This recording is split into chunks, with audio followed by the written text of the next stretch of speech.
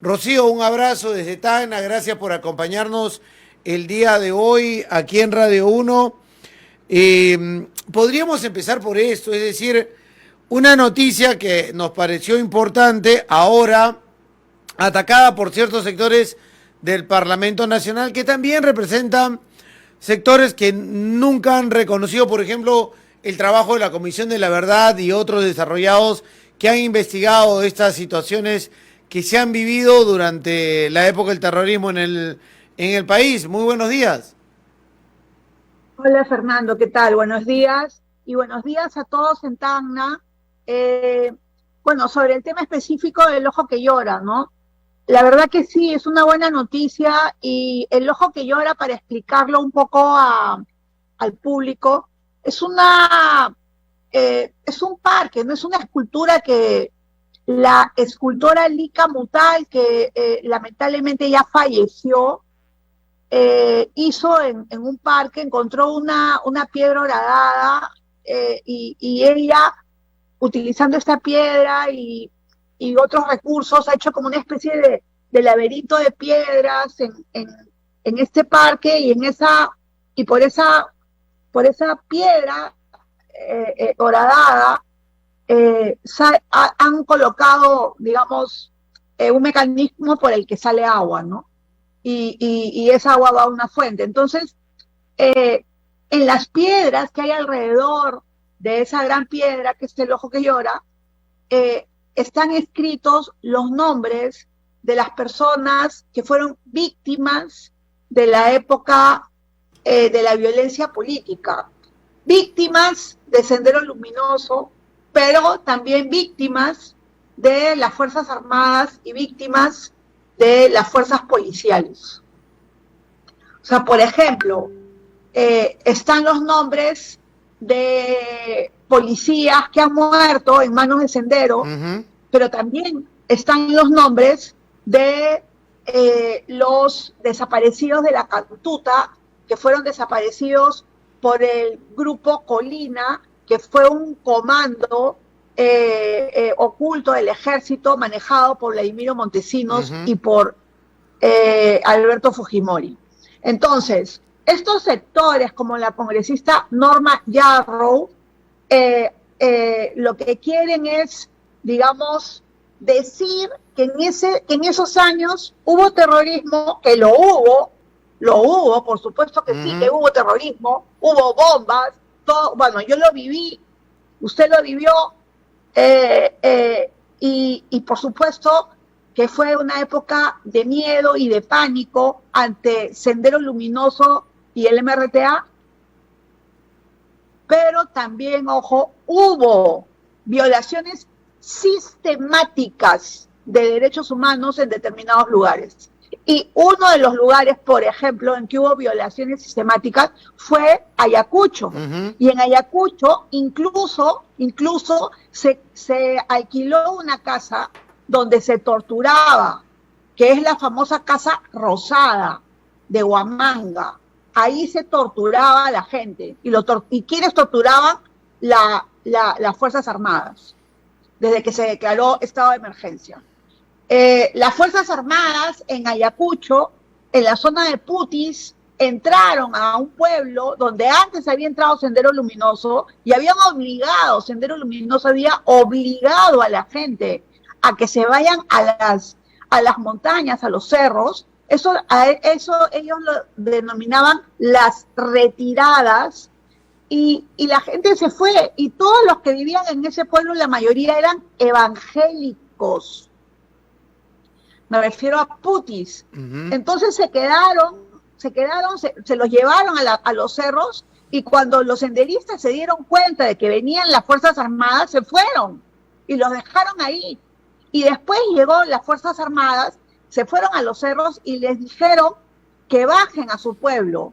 Y después, cuando estaban abajo en el pueblo, les dijeron: vamos a construirles una piscigranja, tienen que cavar un hueco. Y todo el pueblo comenzó a cavar el hueco, hicieron un hueco más o menos no muy profundo, de 1,5 metros.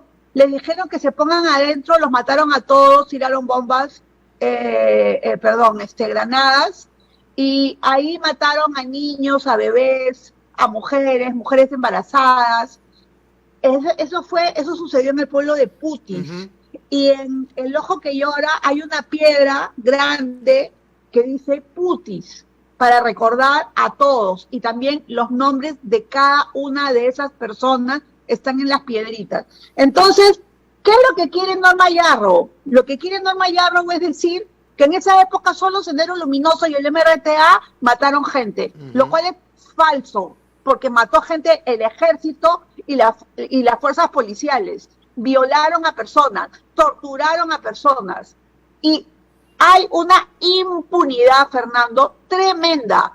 En estos momentos, el Registro Único de Víctimas tiene más o menos registradas a 6.700 mujeres que dicen que fueron violadas sexualmente en esa época por senderistas, por ronderos, por soldados y por policías. ¿Cuántos de esos ronderos, senderistas están en la cárcel por violaciones de derechos humanos? Ninguno. Impunidad 100%, impunidad 100%. Ya han pasado 40 años. Entonces, nosotras las mujeres peruanas, ¿cómo pretendemos que se haga justicia hoy en día con mujeres violentadas y con niñas violentadas si hace 40 años que hay un registro de 6.700 mujeres y que ninguna de ellas ha podido tener justicia? Norma Yarro quiere que vaya la ministra de Cultura, que vaya la ministra, porque les va a dar una lección de lo que es la memoria histórica de este país. Que vaya. ¿Y por qué el Estado no ha hecho mucho con respecto a este tema? Porque obviamente el Estado, en primer lugar, a ver, hay que reconocer al César lo que es del César. El gobierno que dio más reparaciones en este país ha sido el de Ollantumala. El de Ollantumala dio reparaciones.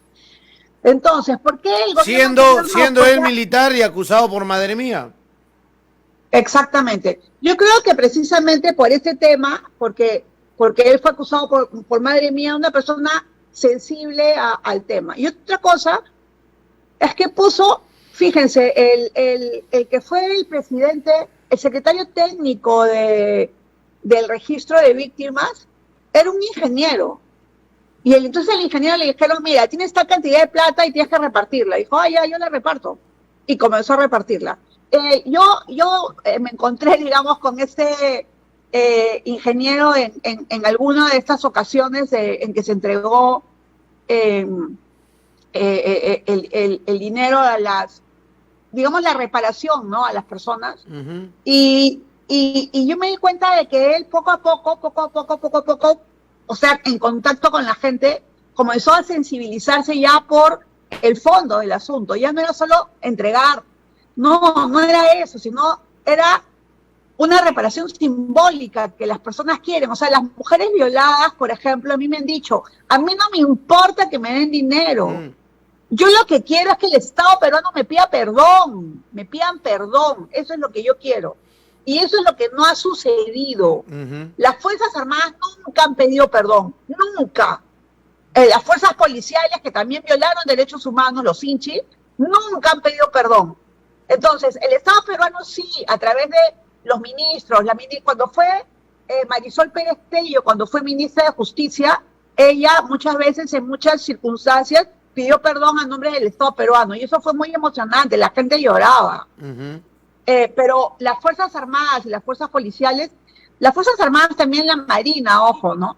Que violó muchos derechos humanos, sobre todo en la zona de Huanta, no han pedido perdón, ¿no? Entonces, eso es algo que, claro, que los a eso iba un poco con mi pregunta, que ha hecho el Estado, porque, a ver, recuperar la democracia con la caída del fujimorismo, viene también además la Comisión de la Verdad, ¿no?, que se supone debió haber buscado lo que su nombre dice, la verdad y la reconciliación. Y lamentablemente fue petardeada luego de conocerse los resultados y los informes de la Comisión de la Verdad. Costó muchísimo que en el Perú se pueda tener un museo de la memoria, ¿no? Como lo tienen muchos países en el mundo, incluidos en Latinoamérica, en Argentina, en Chile y en otros, tienen museo de la memoria para no olvidar lo que ha pasado y tener, como decimos acá en Radio 1, una memoria activa, una memoria presente. Y hay un monumento de arte llamado El Ojo que Llora, que también ha sido atentado en varias oportunidades. Se le ha arrojado pintura, se le ha intentado incluso sacar de la zona en la cual se encuentra con las municipalidades y todo. Pero ¿por qué no tenemos esa capacidad de aceptar los hechos que se han dado como Estado, con el gobierno de turno, y más allá de una reparación, aceptar los hechos y pedir unas disculpas como las han pedido en Chile, como las han pedido en Argentina, que hemos tenido oportunidad de verlas? Bueno, tengo un problema con el video, disculpen un segundo. A ver, el asunto es para mí simple, ¿no? Y es que no hay pues una voluntad específica de parte del Estado peruano de, digamos, poner sobre la mesa la situación específica de las reparaciones, o sea, de trabajar el tema de la memoria histórica. O sea, el grave problema ha sido... No sé si me estás escuchando. Sí, te escucho, está bien. Ya, genial. Entonces, como no ha habido como hay ese problema específico de la memoria histórica, no se han querido meter con el fujimorismo, pues, porque el fujimorismo ha sido una fuerza importantísima, ¿no? Política. Entonces no han querido golpear el fujimorismo. Pero lo que ha sucedido en concreto, es que el fujimorismo ha avanzado, ¿no? A pesar de que, claro, se han hecho varias cosas, pero se han hecho varias cosas a nivel sectorial. O sea, no ha habido una voluntad política amplia. Por ejemplo, una de las cosas importantes, tú ya lo has mencionado, es el tema del lugar de la memoria, el Museo de la Memoria. Ha sido sumamente importante, importantísimo. Es un espacio donde van los jóvenes, donde van los estudiantes, los escolares, y aprenden, ¿no? Y aprenden lo que ha sucedido, aprenden de las diversas situaciones, de lo que, por ejemplo, lo que hizo Sendero Luminoso con los ayánicas. Prácticamente a los ayánicas los diezmó. Pues una población, digamos, perdieron prácticamente el 80% de su población, ¿no? Eso ha sido brutal, y eso está ahí como denuncia. Está también el caso de Putis, está el caso de Churajay, Fernando, que hace poco se ha celebrado, bueno, conmemorado un año más de lo que sucedió el 26 de enero, ¿no? Ahora, en este pueblo, ¿no? Ahora,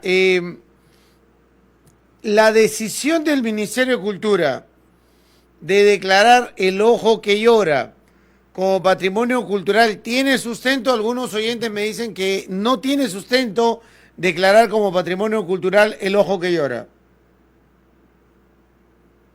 ¿Por qué no tendría sustento? Es un patrimonio. Es más, no solo eso, o sea, yo he visto a varias madres, como la señora Raida Cóndor, la señora Carmen Ollague, que van al Ojo que Llora y ahí le ponen flores a la piedrita que tiene el nombre de su hijo o de su hija, porque no tienen, o sea, ellos están desaparecidos, nunca encontraron los cuerpos, encontraron restos, ¿no? O sea, por ejemplo, en el caso específico del hijo de Raida Cóndor, el joven Amaro Cóndor, él nunca encontraron sus restos, pero ¿sabe qué encontraron? Encontraron una llave, y esa llave el fiscal la llevó a la casa de los Amaro Cóndor, y la llave abrió la puerta, y ahí fue cuando Raida casi se desmaya, cuando ya se constató pues que en verdad lo habían desaparecido el chico. Claro. ¿Por qué no se encontraron los cuerpos? Porque el grupo Colina, además de matarlos y enterrarlos, los desenterró, porque se enteró de que estaban haciendo una búsqueda, los desenterró y los quemó los restos. Entonces nunca van a encontrar. Otra cosa también es que, por ejemplo, en la zona de todo lo que es el Guayaga, la gente, ¿cómo mataban a la gente? La tiraban al río. Entonces, ¿dónde van a encontrar ahí esos restos? No van a encontrar los restos nunca. Y todos los nombres de los 23.000 desaparecidos de nuestro país, 23.000 desaparecidos, están en el ojo que llora. Ahora, no están todos, faltan varios, falta poner varios nombres, pero bueno. Ahora, pero sí. es que un poco la pregunta iba porque, a ver, declarar un patrimonio cultural no es solamente algo que venga desde, digamos, la época inca, ¿no? Mucha gente lo toma así y dice, no, esta es una escultura moderna que no puede ser considerada patrimonio cultural. No, eso es algo completamente absurdo. Por ejemplo, la casa del poeta José María Eguren en la zona de Barranco acá es considerada patrimonio cultural. ¿Por qué? Porque ahí vivió el poeta. O sea, fíjense, ¿no? Un poeta del siglo XX, un poeta que murió en los años 50. Una casa que es una casita donde vive gente, ¿no? Esa casa ya es patrimonio cultural. Entonces, si tenemos eso, ¿por qué no podemos tener un patrimonio que además del valor histórico y el valor de la memoria tiene un valor artístico? Porque, como digo, es una escultura de Lica Mutal, una gran escultora peruano, o sea, ella no nació en el Perú, se casó con un peruano, ¿no? Pero, digamos, vivió toda su vida en el Perú. Ahora, Rocío, ese tema de que a Sendero no se le estudie o la época del terrorismo, no se difunda, se estudie en todas las generaciones con más profundidad. ¿Por qué es? ¿Es porque decir que Sendero fue el grupo terrorista que más mató, asesinó, fue una banda criminal encabezada por Abimael Guzmán, también va a llevar a que se conozca que hubo atropellos por parte de las Fuerzas Armadas, la Naval y la policía? Porque en el Perú eso debería ser una lección a estudiar y a conocer todo lo que sucedió para no volver a cometer los mismos errores, pero noto que cada vez que hay algo sobre estos temas, hay un sector que dice no, y terruquea a todo el mundo, tratando de blindar que no se conozca esa parte de la historia como vedada o oculta, de que hubo excesos, que hubo violaciones de derechos humanos también de otros sectores y del Estado, que sus políticas a desarrollar y sus órdenes desarrolladas en ese momento fueron atentatorias también a la violación y violaron derechos humanos. Sí, mira, Fernando, la verdad que es vergonzoso que recuerdo que hace un tiempo en un canal de televisión iban donde los jóvenes que están en un parque y les enseñaban la foto de Abimael Guzmán y los jóvenes decían, es un director de cine. Un director de cine. O sea, ¿cómo es posible que para nosotros, para nuestra generación, que es algo tan increíble, ¿no? O sea, que hemos visto la cara de Guzmán, pero en todos lados, los jóvenes no tengan una adecuada enseñanza y aprendizaje de lo que ha significado esos años de terror, de dolor, de violencia, de crueldad que hemos vivido. No tienen la menor idea. Fernando, mira, yo soy profesora universitaria. Claro, yo enseño literatura, pero en la universidad hay un curso que se llama narrativa. Y yo en ese curso lo que les enseño son testimonios. Desde comienzo con Rigoberta Menchú y termino con los testimonios de la Comisión de la Verdad y Reconciliación. Y al final, ahora en pandemia no, pues no, pero cuando no estábamos en pandemia, cuando ya se ha avanzado el curso, yo los llevo al lugar de la memoria, los llevo. Y ahí en el lugar de la memoria, además, no solo, o sea, primero que me tratan excelente, siempre ponen a una persona especialista que nos guía por el lugar de la memoria, y además ahí hay testimonios en video. Entonces yo a mis alumnos los llevo para que escuchen 2 testimonios, porque hay un montón de testimonios en video, donde está ahí la persona en video a tamaño natural. Y entonces les hago que escuchen dos. El testimonio de Georgina Gamboa, que fue una mujer violada por 7 sinchis en el año 1981, ese caso es impune, impune, 40 años de impunidad. Bueno, y a su vez les hago que escuchen el testimonio de un cantante de rock del grupo Ushpa, que él fue policía durante esa época.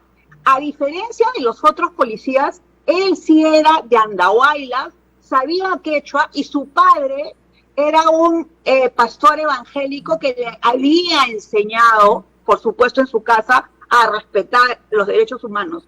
Y él narra también en su testimonio de qué era lo que se hacía ahí y cómo sus compañeros policías murieron. Entonces ellos tienen ahí la versión de la mujer que fue violada por los policías y la versión de un policía que también sufrió los estragos de Sendero. Y eso todo ahí en el lugar de la memoria. Entonces, para mí, eso, o sea, estos jóvenes, después cuando terminan, yo la siguiente clase recojo, ¿no?, las impresiones que han tenido y todos me dicen, profesora, gracias, yo no tenía la menor idea de lo que había pasado. No sabía lo que había pasado. Sabía que había pasado terrorismo, sabía que había habido algo, pero no sabía la dimensión. Entonces, hay que utilizar todos estos espacios de memoria, porque obviamente en Tacna también se dio una serie de situaciones de violación de derechos humanos y también hubo terrorismo, en fin, bueno, etcétera. Y los maestros tienen que aprovechar estos espacios, aprovechar esto y enseñarle a los jóvenes. ¿Para qué? Para que no se repita nunca más, para que nunca más a un loco marxista, leninista, maoísta se le ocurra que puede hacer una revolución y que puede cambiar el Perú matando al 40% de su población, porque esa era la idea. O sea, la idea de Abimael era, no importa, aunque mueran millones, nosotros vamos a crear algo diferente. Y sí, o sea, el Perú es un país injusto, un país de exclusiones, un país donde se dan muchas discriminaciones a nosotras las mujeres, a los indígenas, a los pobres. Hay toda una cultura de que el pobre es el culpable de su pobreza, que es algo estúpido, ¿no? Pero bueno, ese es el neoliberalismo que nos ha dejado esa cultura. Ahora, nosotros tenemos que regresar sobre eso y enseñarle a nuestros jóvenes, ¿no? Eso es importantísimo. O sea que, por eso digo, si Norma Yarro, el almirante de Montoya y todos los ultraderechistas que quieren ocultar los crímenes de la Marina, porque la Marina cometió crímenes en las zonas de emergencia, torturas, violación de mujeres, mató a gente, la desaparició. O sea, bueno, si quieren ocultar eso, no van a poder, porque la verdad no se puede ocultar, la verdad nos hará libres. Sí, pero siento de que tratan siempre de pararlo y que al no conocerse esa parte de los hechos, no va a haber realmente una verdadera reconciliación, y es peligroso porque además de que tenemos un país y una sociedad fracturada donde te terruquean en cada esquina por cualquier cosa, el término pierde el señalamiento directo a quien estuvo vinculado a estos hechos y lo que realmente significa, porque es grave que te terruqueen, es grave que te digan terruco por todo lo que cometió Sendero, pero la gente lo utiliza en algo banal, rápido, en señalamiento, cuando en nuestra historia eso debería estar impregnado claramente de saber qué fue lo que se hizo. Tú mencionas lo de Abimael Guzmán y es cierto, o sea, la juez Guzmán da las órdenes con su buró político y de guerra, no es cierto que lo llaman ellos, para batir el campo, que era arrasar con todo, no importa los que murieran, ¿no? Y esa parte de la historia tampoco se difunde y se conoce, y que fue inadecuada o equivocada la respuesta de los gobiernos de turno. En efecto, sí. O sea, cuando ocultas una parte, ocultas la otra, pues, ¿no? Entonces, esa es la situación concreta que se da en el Perú. Por eso, a mí sí me parece importante, y quizás la ministra pueda hacerlo, plantear una política nacional de memoria. Una política nacional de memoria. Y para plantear esa política nacional de memoria debería de incorporar, obviamente, al director del museo, que es... se me fue el nombre ahorita, pero Manuel, ay Dios, que ha sido rector de la Universidad de San Marcos, autor junto con Alberto Flores Galindo de varios libros sobre la utopía andina, y bueno, el director del lugar de la memoria, más digamos los coordinadores del Ojo que Llora, etcétera, deberían de plantear una propuesta de políticas de memoria. Ahora, lo que llama, lo que digamos llama la atención quizás es que como el Ojo que Llora ha sufrido en los 15 años de existencia que tiene 10 actos de vandalismo, entonces hay una institución que es una ONG que se llama Caminos por la Memoria. En realidad no existe esa ONG, o sea, es un grupo de gente que se ha reunido y que le han puesto ese nombre, ¿no? Entonces ellos son los que, digamos, tienen la llave del espacio, son los que coordinan con la municipalidad, y el espacio en estos momentos está enrejado, ¿no?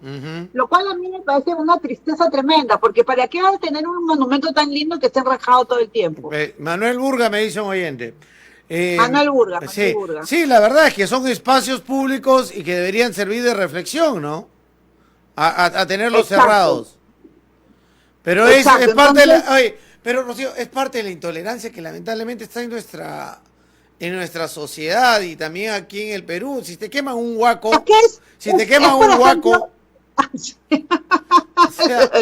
o sea, pero te queman eso, o sea, ¿dónde llega la intolerancia de la gente?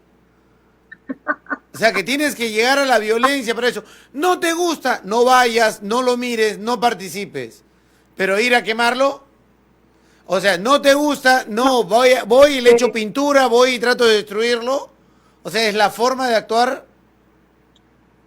Es que, bueno, el tema del vandalismo al Ojo que Llora está totalmente probado que gente que ahora están en la resistencia y que en esa época eran fujimoristas, ¿no? Claro, pero ¿por qué? Porque o sea, además cometieron la estupidez de tirarle al monumento, a la piedra, le tiraron pintura naranja. Sí, lo recuerdo. Más idiotas, o sea, si le tiras pintura azul, nadie podría dar cuenta, ¿no? Pero le tiraron pintura naranja. Entonces, parecidos a los que hacían la hoja y el martillo al revés en la época de Merino.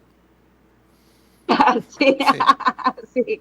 Bueno, en esa época estaba viva la escultora, entonces la municipalidad, bueno, inmediatamente fueron pues a remover, a limpiar, y la escultora dijo no lo limpien, que sea parte de la escultura, que esa pintura naranja sea parte de la escultura. Ya con el tiempo se ha retirado, no se ha retirado, o sea, la pintura ha desaparecido, ¿no? Con el tiempo, por la lluvia y por el agua, pues, del Ojo que Llora, pero fue una cosa terrible. Y después en varias otras oportunidades donde al Ojo que Llora les invitaba mucho a los jóvenes estudiantes colegiales. Entonces, en una de esas actividades, en la noche, me acuerdo, porque estábamos nosotros que nos habían dado unas velitas y ahí tratando de que la velita no se apague, en ese momento salieron unas personas de por ahí y fueron y comenzaron a golpear al Ojo que Llora. Después han entrado, ahora que está enrejado y que está con seguridad y con guachimanes que lo cuidan, la gente en la noche se ha metido con vasos a las piedras para romper las piedras, ¿no? Entonces, o sea, no es que ha sido una vez, no, es permanente. Y, o sea, ¿qué? Metiéndole con vasos a las piedras de los nombres de los muertos, de los asesinados por Sendero. O sea, eres tan estúpido, pero tan estúpido, que pretendes que de esa manera se olvide. Al contrario, de esa manera nos acordamos más y más y más. Sí, y bueno, lamentablemente el Perú no replica lo que sucede en otras naciones, ¿no? Con el tema de la memoria para que no se repita. Hay museos con el tema del holocausto en varios lugares del mundo. Y personalmente he tenido oportunidad de visitar en Chile y en Argentina algunos museos. O sea, hasta las comisarías, por ejemplo, me ha pasado en Córdoba, hasta la comisaría, una comisaría en el centro de Córdoba, es un museo y donde se detalla todo lo que sucedía al interior de la comisaría y no veo a la gente diciendo, oye, no, los familiares de policías no hagan eso. Sí, aceptan y se lee la historia y piden disculpas de lo que piden perdón por lo que pasó en aquellas comisarías donde torturaban a la gente. Entonces, eso no pasa en el país. Hacer eso no se puede hacer, es como que sentir afrentas la policía o la marina o el ejército que hicieron los que cometieron violaciones, cuando lo que deberían hacer es aceptarlo, pedir el perdón necesario, pero señalar directamente al creador de esto, que es Sendero Luminoso. Sí. Mira, Fernando, claro, yo he estado también en Rosario, también una comisaría en el centro de la ciudad, que la han convertido en una parte en espacio histórico, pero también en Alemania, pues, ¿no? Bueno, en Alemania es el Museo del Holocausto en Berlín, en fin, o sea, los campos de concentración, ¿no? El campo de concentración de Auschwitz en Polonia es un espacio de recuerdo, de memoria, ¿no? Donde va la gente para poder entender lo que sucedió. Pero te voy a decir una cosa, la verdad es que no ha sido fácil tampoco, ¿ah? Mira, yo viví en Austria en los finales de los años 80, antes de la caída del muro. Y en Austria me acuerdo que cuando estaba ahí viviendo, hicieron una exposición de fotografías de los judíos austriacos que fueron llevados a campos de concentración. En una calle, lo hicieron en una calle al aire libre. Fue un escándalo. Y yo les decía a mis amigos, pero eso ha pasado hace más de 50 años. O sea, no lo han procesado. Y ellos me decían, no, acá no se ha procesado. ¿Por qué? Porque en Austria se nos hizo creer a nosotros que fuimos invadidos cuando el ejército alemán, cuando entró a las calles de Viena, la gente los recibía con banderita y estaban felices y se convirtieron en nazis. Entonces, esta situación es una situación bien compleja, ambigua, tremenda, ¿no? Que se pone en evidencia 50 años después, y después de 50 años hay un escándalo, ¿no? ¿Por qué? Porque también en Alemania, en Austria, en esas zonas hay grupos neonazis, ¿no? La semana pasada, yo siempre sigo las noticias de Auschwitz. Nunca he ido, pero me gustaría alguna vez, ojalá. Y leí una noticia de que habían, como es un espacio de memoria, la gente va, ¿no? Entonces, habían ido y una mujer enfrente del famoso letrero que dice el trabajo nos hará libres, ¿no? Arbeit macht Freiheit. En ese letrero levantó la mano así al estilo nazi. La detuvieron de inmediato, o sea, porque son políticas públicas negativas, o sea, de negación de lo que ha sucedido. Entonces, eso es un delito en Polonia, es un delito en Alemania, es un delito en Austria. En América Latina la cosa es más complicada y más difícil, ¿no? Pero en efecto, o sea, fíjate, Fernando, la semana pasada, Gabriel Boric, el presidente electo de Chile, nombró a la nieta de Salvador Allende como ministra de Defensa, ¿no? ¿Cuál ha sido la reacción del ejército? Le han mandado una carta diciendo que no lo van a permitir, que no lo toleran, que cómo es posible que se haya hecho eso, que es una venganza para vengar a Allende. Entonces, o sea, cuando no se procesan los temas de memoria, están ahí, y por supuesto que Boric, yo no creo que va a retroceder un paso, y ahí se va a producir algo, pero va a ser el temple, pues, también de esta joven, porque es joven, es bastante joven, ella no sé, nació en no sé, en los 70, bueno, es una mujer de 40 años, ¿no? Entonces, ella, digamos, va a tener que tener el temple para poder ser la jefa de las Fuerzas Armadas, de unas Fuerzas Armadas que tienen todavía una cultura pinochetista y que la odian. Ahora, eso me lleva a, si mi memoria no me engaña y es reciente, a Montoya acusando a la ministra de Cultura de tener vínculos con Sendero Luminoso y cuando le pidieron pruebas no tenía. Ah, sí, claro, porque yo también puedo decir, entonces el almirante Montoya es un torturador. Mm. Pruebas, no tengo, me lo Dicen, creo. O dicen. sea, ¿cómo va a decir Ujú, eso un congresista? Esto es algo irresponsable, algo ujú, completamente irresponsable. ¿Y mm, por qué lo dice? Porque él está formado en una cultura de negación de lo que sucedió. No quieren reconocer. Ellos, él mismo, debe haber estado, debe haber ujú, servido, es una persona mayor, es una persona mayor que nosotros, Fernando. ujú. O sea, él ha vivido los años 80 y lo que sucedió. Y no puede ser que estés negando que la Marina violó y torturó a personas, porque hay pruebas concretas, hay pruebas, o sea, hay documentos, hay pruebas múltiples, ¿no? Ujú. Y no solo eso, está la memoria de la memoria de la gente, Ahora, que no se olvidan de eso. por qué todo para que se entere el Perú tiene que pasar en Lima?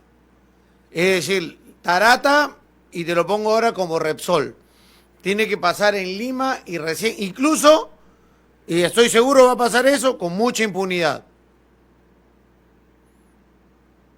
Sí, bueno, en efecto, ¿no? Es increíble. En nuestro país, durante 20 años, durante los últimos 20 años, se han producido 420 derrames de petróleo Mm, solo en la zona de la Amazonía. ujú, Solo en la zona de la Amazonía. Pero, bueno, claro, ¿quiénes levantamos el tema? Nosotros, el mundo mm, de los derechos humanos, ¿no? El periodismo consciente, ¿no?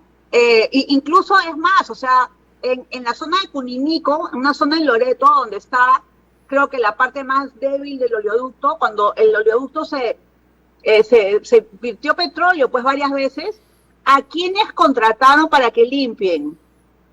A los jóvenes de la zona, mm. que son básicamente indígenas shuar o cucamas, ¿no? Indígenas shuar o cucamas. Y entonces los chicos, claro, te dicen, mira, me traes un balde de petróleo y te doy 30 soles.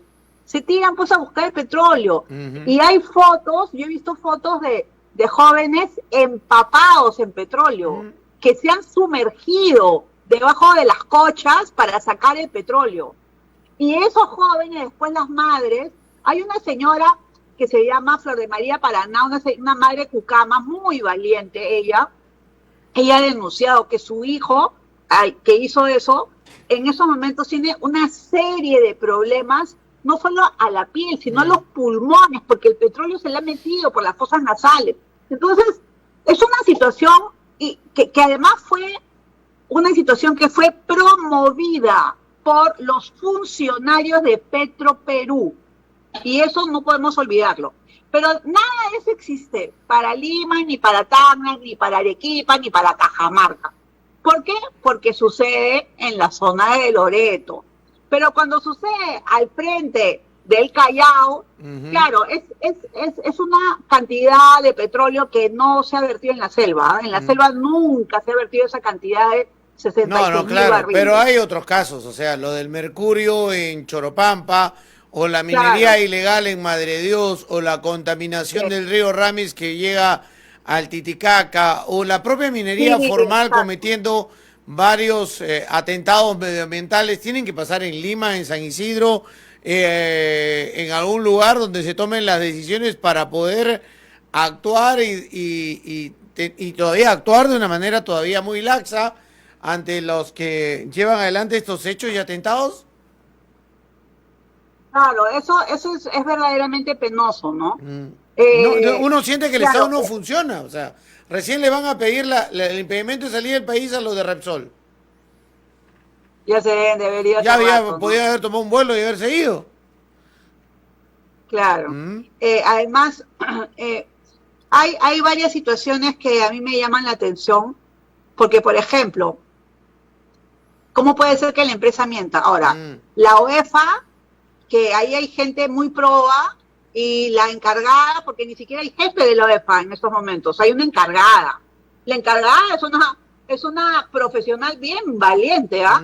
Que se está comiendo todas las presiones que deben de haber en contra de ella para denunciar a Repsol. Ella fue la que salió y dijo, no, un momentito, ustedes han dicho que eran 10 galones, no, son 66,000 barriles, y ya lo tenemos, o sea, ya mandamos nuestro dron, ya hemos grabado, ya tenemos las fotos. Ella se puso en acción rápido, ¿ah? Por ejemplo, ese tipo de funcionarios públicos son funcionarios de carrera, ¿no? Y son buenos realmente, ¿no? Eso hay que reconocerlo, en primer lugar. Y en segundo lugar, en efecto, ¿no? O sea, yo pienso que hasta este momento el Estado está como pasmado, o sea, todavía no saben qué hacer, cuando ahí ya debería estar el fiscal de medio ambiente recogiéndome, dice que ya, o sea, entiendo que la fiscalía ya está actuando también, ¿no?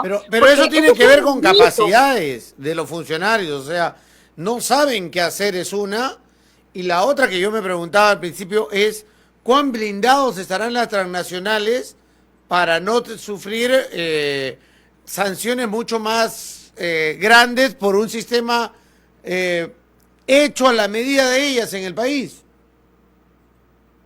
Claro, exactamente. O sea, digamos, las empresas extractivas transnacionales y las empresas extractivas en general, durante años han presionado en contra de todas las normas ambientales, de todas las normas ambientales. Y han hecho prácticamente, o sea, han hecho que, por ejemplo, nos hemos enterado de que si Repsol paga una multa, esa multa se descuenta. O sea, esa multa, la multa que podría pagar Repsol, se descuenta todo lo que Repsol gaste en remediación medioambiental lo va a descontar del impuesto a la renta, por Dios. Exacto. O sea, te puedes imaginar, o sea, lo vamos a pagar nosotros. Ajá. Lo vamos a pagar los peruanos. Y otra cosa también es, o sea, el daño gravísimo a la fauna y flora de la zona, gravísimo. No solamente a todos los peces, etcétera, sino a las aves, ¿no? A las aves. O sea, justamente estaban comentando, Jaime Chincha antier comentó de que él había visto una especie de, digamos, migración de las aves al sur. Sí. En una época del año que las aves no necesariamente están viniendo al sur, ¿no? ¿Y por qué? Porque las aves obviamente se dan cuenta de lo del petróleo, entonces se están yendo de la zona, y están yendo hacia la zona de Paracas, por ahí hacia Ica, ¿no? Entonces estamos, o sea, fíjate la estupidez del ser humano, el error humano, porque no ha sido por un tema de lo de la erupción de Tonga. Ya ha salido ayer en el diario de la República que ha sido un error humano de la manguera. Entonces, por un error humano estamos cambiando todo el ecosistema que ha demorado millones de años en instituirse tal cual.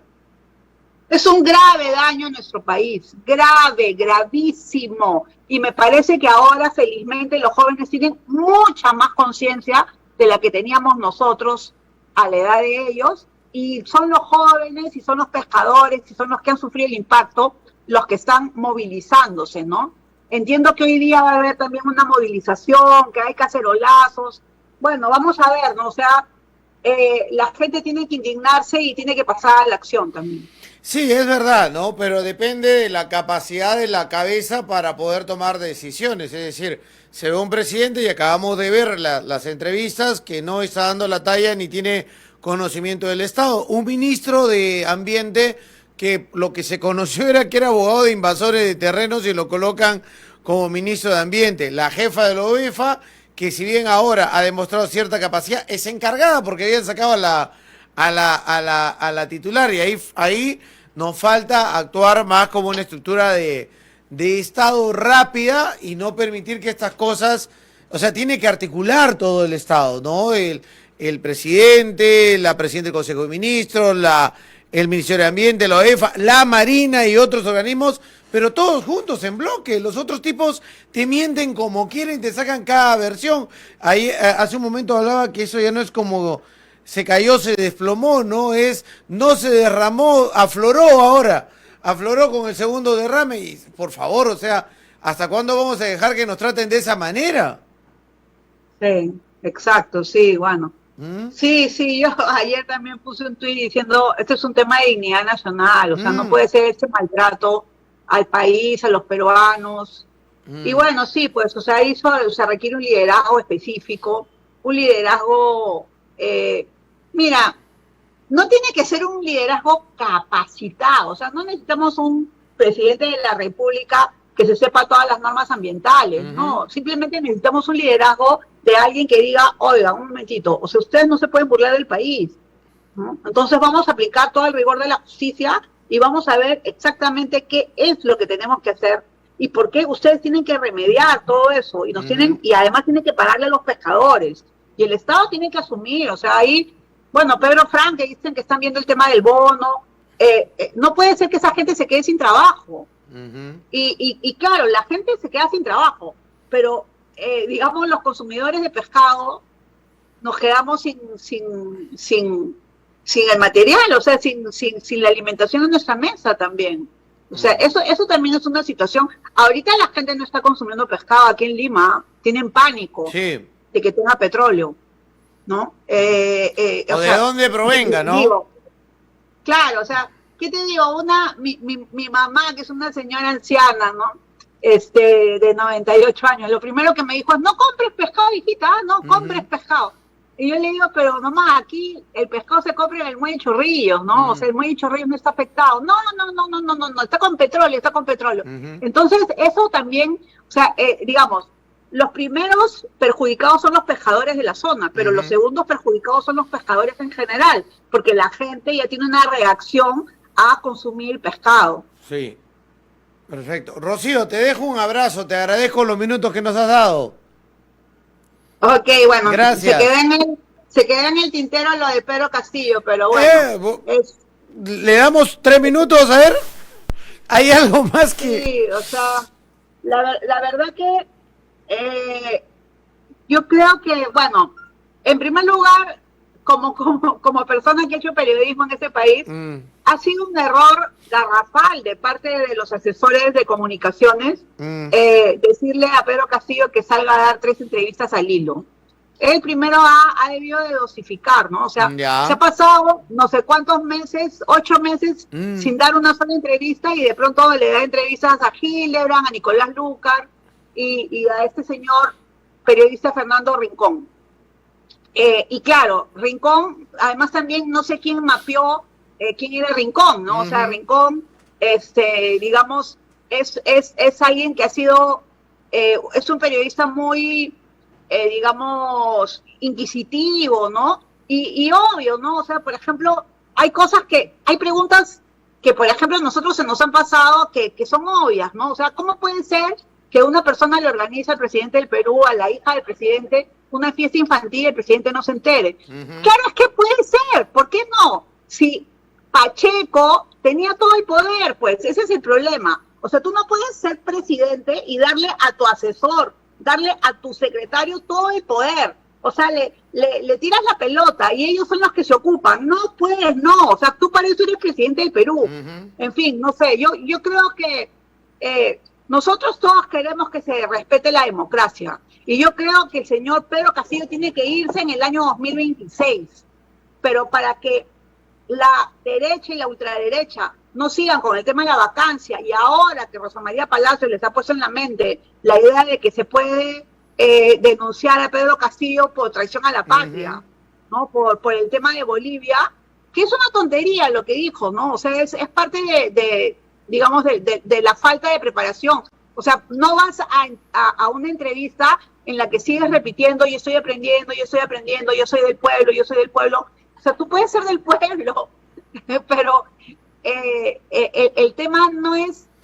Puedes ser del pueblo, pero tienes que ser preparado. Es que el tema no es ser preparado. El tema no es... O sea, lo que yo digo es lo siguiente. O sea, acá se está centrando mucho en el que está preparado y el que no es preparado. A ver, el señor PPK era el presidente de lujo. Había estudiado en No, Oxford. pero no te hablo de preparado que pases por Harvard, ¿ah? Te hablo de conocimiento de los temas mínimos que debas recibir para una entrevista. No tiene que ver solo con preparación, Fernando. Tiene que ver con decisión política. Si tú eres presidente del Perú, se supone que has llegado con un grupo político que te deberían apoyar y deberías de confiar en ese grupo político. Pero si no confías, pues, en el señor Vladimiro Cerrón, no debiste de confiar desde un principio, porque el señor ya tenía sus denuncias, ¿no? Cuando tú te hiciste, digamos, aliado de él. Eso uno. Y en segundo lugar, ya está sobre el caballo. Bueno, pues entonces aprende a manejar el caballo, aprende a cabalgar, no te queda otra, aprende a cabalgar. ¿Y cómo? Confiando en las personas adecuadas. Y las personas adecuadas no son las personas de tu barrio, no son tus amigos de la infancia. No, o sea, no es así. Es algo completamente diferente. Tienes que tener en consideración que hay técnicos que tienen que estar en espacios técnicos. Y hay gente de primer nivel en la izquierda peruana. Por ejemplo, o sea, ¿por qué no nombraron a José de Chávez ministro del Ambiente? Porque era caviar, pues. Claro, entonces... Porque Cerrón decía que era caviar. Porque todo el grupo de Perú Libre decía que era caviar. Claro. Y los caviares para ellos ya tenían una cuota, que eran poquitos, 2 o 3. Y lo repartieron no por capacidades, sino por cuotas. La estupidez de la cuota, la imbecilidad de la cuota, lo digo con todas sus letras, la estupidez de la cuota, pensar que cuando tú llegas al poder te repartes el poder por cuotas, eso es odiar al Perú y pensar solo en tus intereses personales. Eso no es amar al Perú. Eso no es amar al Perú. Y verdaderamente Perú Libre, que está pensando en cuotas y cuotas y cuotas permanentemente, es lo peor que puede haber en política. Lo peor, porque eso lo que hace es llevarte a tener cooptados a las gentes que están en la cuota. Por eso está el señor ministro del Medio Ambiente como ministro, por cuota, pero no sabe nada, y le agarró lo de Repsol, y ahora estamos viendo lo evidente, que es, no se puede repartir el poder desde esa perspectiva. Ah, yo tengo mi cuota, te doy tu ministerio tal, te doy tu ministerio tal. No, no es así, no es así. O sea, ¿qué? O sea, es increíble realmente. Claro, por ejemplo, los ministerios que no importan, el Ministerio de la Mujer se lo doy pues a Nuevo Perú. No, ¿qué importa? No es importante, ¿no? O sea, y el Ministerio de Energía y Minas, ¿a quién se lo dieron? A Perú Libre. Y el ministro en estos momentos, Gutiérrez Vaca, es un inoperante. Entonces, pero tiene presupuesto, y tiene el presupuesto, güey. Tiene el ministerio y tiene Provías. Entonces, estamos en una situación lamentable debido a ese pensamiento de que me das mi cuota, ¿no? Y otra cosa también, ¿no? La vez pasada me entrevistó Zaira Arias, y me decía, pero es que el Frente Amplio tiene su cuota. ¿Qué cuota? ¿Qué cuota? Mirta Vázquez es del Frente Amplio, Mirta Vázquez está ahí por el Frente Amplio, no te pases, pues no. A Mirta Vázquez la han llamado porque estuvo antes de presidenta del Congreso, y precisamente yo pienso, dijeron, bueno, necesitamos una persona que maneje que maneje el Congreso para oponerse al Congreso, y la llamaron a ella. O sea, ella es una mujer de izquierda, viene del Movimiento de Derechos Humanos, pero ella no es militante de ningún partido la apoya. No la apoya ningún partido, no tiene bases, no tiene gente. Entonces, eso también es un error, Fernando. O sea, uno tiene que llegar al poder con tus bases, con tu gente. ¿Cuáles son las bases de Pedro Castillo? Las bases de Pedro Castillo son los maestros que no están en el SUTEP, ¿no? Los maestros que están molestos con el SUTEP. Y él está, digamos, funcionando a partir de eso, ¿no? Pero en ese lapso ya colocó 2 ministros y vamos por el tercero en educación. O sea, ¿por qué? Porque estás priorizando... Se supone que era su fuerte. Exacto, o sea, ¿qué sabes de educación? Pero el ministerio no es sindicato, güey. Claro, pero ni siquiera, o sea, un buen dirigente sindical tiene también que tener no solamente conocimientos sobre específicamente digamos, cómo incidir en el Estado, cómo incidir en el Poder Legislativo, sino que un buen dirigente sindical tiene que saber de gestión también, tiene que saber de alianzas. Y eso es lo que tendría que poner él en funcionamiento en estos momentos. Pero Porque, entonces, ¿qué está por ejemplo, aprendiendo Castillo? Porque ni alianzas ha podido hacer, o sus alianzas son muy débiles. claro, por ejemplo, el tema de haber nombrado a Daniel Salaverry salió y ya renunció. Ujú. O sea, todo eso, ¿te das cuenta? Todo eso nos está Las haciendo un broncas en el daño Ministerio del Interior. también. O sea, por qué está apoyando él al director general de la policía? O sea, ya debería de haberlo sacado. O bueno, sacas a Belino Guillén, pues no, o sea, decídete. Toma No una puedes estar decisión. entre los dos. O sea, mira, yo creo que ahí no solamente hay un problema de preparación, sino que hay un problema de decisión política. Y ese problema es de él. Ya no es un tema de que me estoy preparando, no. O sea, toma decisiones políticas. Si no las quieres tomar, no seas presidente del Perú. Porque tienes que tomar decisiones políticas que te van a desgastar, que te van a golpear y que tienes que asumirlas como tales. Ahora, En fin. algunos analizan que Castillo va a ir dejando poco a poco los sectores de izquierda y se va a ir hacia el asiento de derecha. ¿Tú crees que va a empezar a alejarse así? Porque no tiene ideología ni derecha ni izquierda. Es del pueblo, ha dicho él, que nadie le ha entendido qué ha querido decir.